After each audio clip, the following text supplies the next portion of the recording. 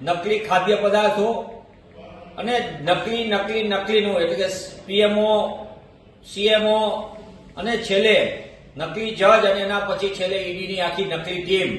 એટલે કે ગુજરાતની ભાજપાની ભ્રષ્ટ સરકારના પાપે સામાન્ય ગુજરાતી લૂંટાય, સામાન્ય નાગરિક લૂંટાય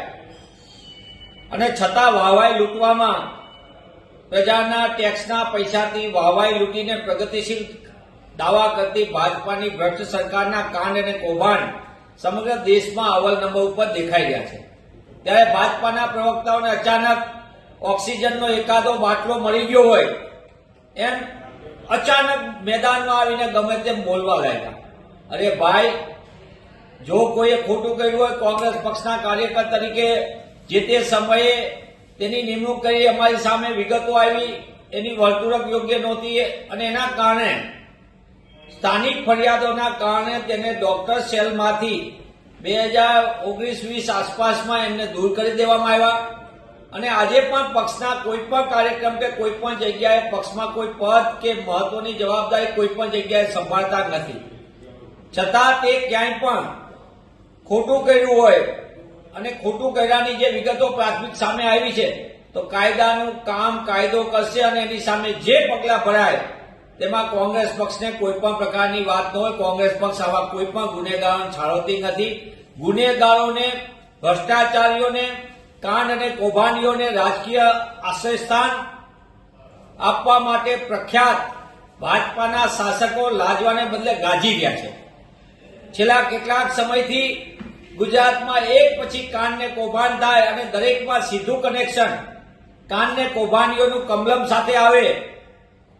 અથવા તો ગાંધીનગરના સવિન સંકુલ સાથે આવે અને છતાં ભાજપાના પ્રવક્તાઓ આમ અચાનક સુરાતનમાં આવીને બોલવા માંડે. ત્યારે આપના માધ્યમથી હું સ્પષ્ટપણે કહેવા માંગુ છું કે કોંગ્રેસ પક્ષનો કોઈ પણ કાર્યકર્તા હોય કે અન્ય આગેવાન હોય,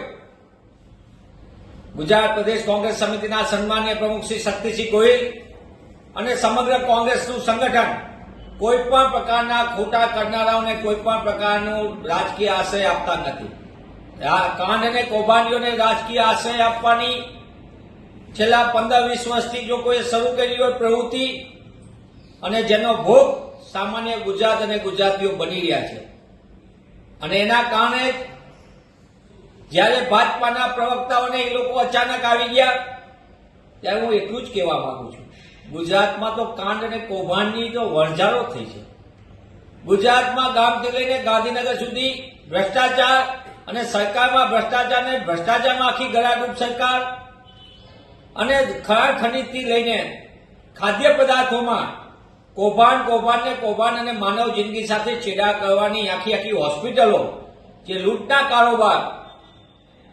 અને પોન્જી સ્કીમ 6000 કરોડમાં જે આરોપી એના મંત્રીને સંત્રી સાથે નજીકના નાતા, ભાગીદારી, હિસ્સેદારી, ભાજપાના ફંડ મેનેજરો